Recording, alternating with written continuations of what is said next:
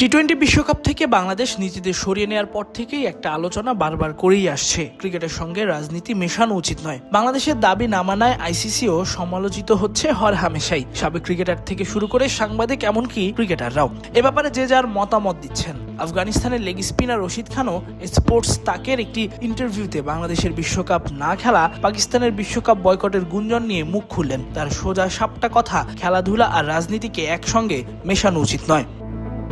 Sports তাকের ওই ইন্টারভিউতে তিনি বলেছেন, আমার হিসেবে তো এটা হয় উচিত নয় খেলাধুলা নিয়ে। আমার মনে হয় বেশিরভাগ মানুষ বলে যে খেলাধুলা আর রাজনীতিকে একসঙ্গে মেশানো উচিত নয়, সুতরাং যদি তা না করার কথা হয় তাহলে সত্যিই করা উচিত নয়। আমার মনে হয় এ বিষয়ে কি বলবো আমি নিজেও জানি না। আমার কাছে বলার মতো কিছু শব্দ থাকলে ভালো হতো, কিন্তু এখানে অনেক বড় বড় মানুষ আছেন যারা এই বিষয়ে সিদ্ধান্ত নেবেন এবং নিজেদের ভাবনা শেয়ার করবেন।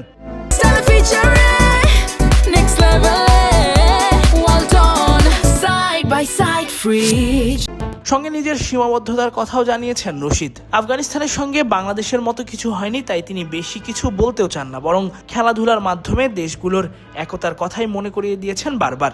যুদ্ধ বিধ্বস্ত আফগানিস্তানকে বিশ্বের বুকে চিনিয়েছে ক্রিকেটই, সেটিও মনে করে দিয়ে রশিদ বলেন, আমার ক্ষেত্রে বিষয়টা এমন যে এটা আমার দেশ নয়। যদি এটা আমার দেশ হতো তাহলে হয়তো আমি এ ধরনের কিছু বলতাম, কিন্তু খেলাধুলা এমন একটা বিষয় যেটা নিয়ে আমরা সব সময় বলি এটা একতা আনে, দেশগুলোকে এক সুতোয় বাঁধে। এটাই খেলাধুলার সৌন্দর্য। আফগানিস্তানের জন্য খেলাধুলা যা করেছে আমার মনে হয় অন্য কিছু তা করতে পারতো না। সারা বিশ্বে এখন আমাদের দেশের যে পরিচয় তৈরি হয়েছে, খেলাধুলা সেটাকে একেবারে আলাদা জায়গায় নিয়ে গেছে। বিশ্বের যেখানেই যান না কেন, কেউ যখন আফগানিস্তানের নাম নেয় তখন তারা ক্রিকেটের কথা বলে, ক্রিকেটারদের নাম নেয়।